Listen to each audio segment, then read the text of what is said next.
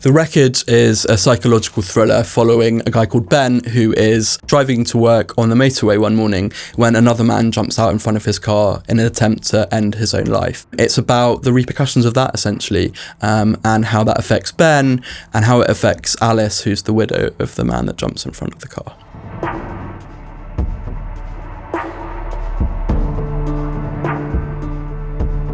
I walk behind my car to the edge of the hard shoulder. I can see that people are stopping now, so maybe one of them can help me to get back onto the road. It's still dark, but the lights of the gathering cars shine around me from the road to the hard shoulder and onto the verge to my left. So Ben is a guy in his late 20s. He works as a primary school teacher. He's a pretty anxious chap. He finds a lot of things quite difficult in terms of everyday interactions with other people. And when this thing happens to him, which happens at the very beginning of the book, he reacts in quite an extreme way. I don't quite remember meeting you before. How do you know, Adam? I don't. I never met your husband, but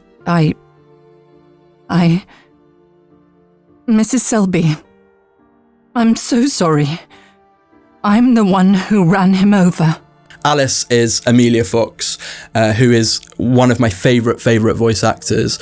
She has such warmth to her voice, such texture and depth that I think brings some compassion to what can sometimes seem like quite a harsh character. So Alice is the widow of Adam, who is the man who jumps in front of Ben's car. Alice and Adam have been married for 8 years. They have a son together called Max. And I think she's got quite a distinctive, feisty voice, which people might enjoy. Alice, I love you. I have loved you since the first day, and more every day since. Without you, I am a half-formed man, a shaded version of myself.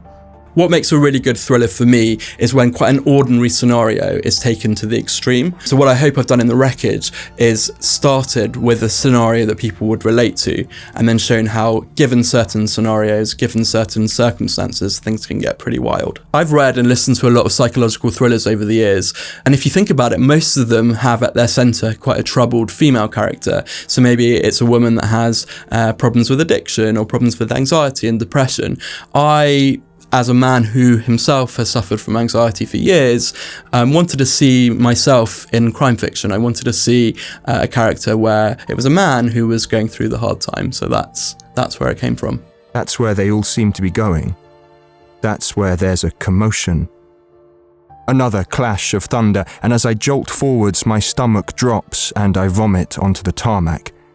So Ben is narrated by Jack Hawkins, who people might know from the audiobook of The Silent Patient.